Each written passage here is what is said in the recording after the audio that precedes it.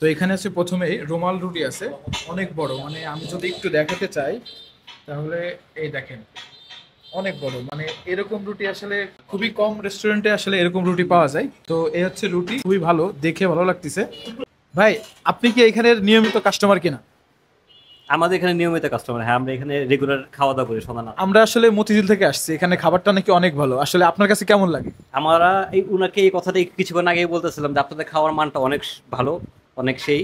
কিন্তু আপনারা কোনো মানে ফুড রিভিউতে যদি নিয়ে আসতে পারেন তাহলে আপনাদের খাওয়াটা সবার কাছে যদি ছড়াতে পারেন তাহলে আরো ভালো মানে কাস্টমার পাবেন নাকি একটু আগে বললাম।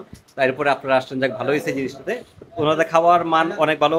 প্লাস সেভেন হান্ডি বিফ আছে, হান্ডি বিফটার টেস্টও অনেক ভালো। তো হান্ডি বিফ আর হচ্ছে গরুর চাপটা অনেক বেস্ট ছিল আর কি।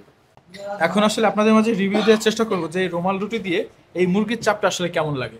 তো অনেক পাতলা, অবশ্যই একদম মানে পাতলা আছে, মানে খুবই ভালো লাগার কথা। এই হচ্ছে মুরগির চাপ, দেখা যাক এখন খাবারটা আসলে কেমন। সবাই আসলে ভাইরাল খাবার বা ভালো খাবার বলে, তো আমি আসলে ওইটা বিশ্বাসী না, নিজে খেয়ে দেখতে চাই। এই হচ্ছে অবস্থা, একটু খাইতে হবে, তারপরে বুঝতে পারবো টেস্টটা কি। যাক,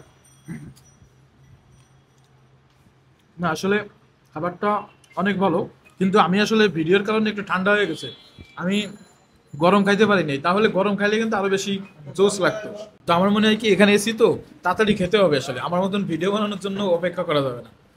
যাই হোক, এটার টেস্টটা মোটামুটি ভালো। এখানে যে মশলাটা সালাদটা আছে, স্পেশাল সালাদ, যেটা হচ্ছে টক ব্রাহানি দিয়ে মিক্স করা, এটা দিয়ে একটু দেখি কি অবস্থা। হুম, এটাই তো আরো বেশি ভালো লাগতেছে, মনে হচ্ছে সালাদটা আরো বেশি মজার। সেই, তো মুরগির চাপ যদি আপনারা কেউ পছন্দ করে থাকেন, মানে আপনি মুরগি ভালো খান, তার জন্য বলবো যে অবশ্যই এখানে খাবারটা টেস্ট করবেন, একটু অন্যরকমের স্বাদ পাবেন। পুরান ঢাকা, চকবাজার, চুরিয়াট্টা মসজিদের সামনে আল্লাহর দান কাবাবঘর।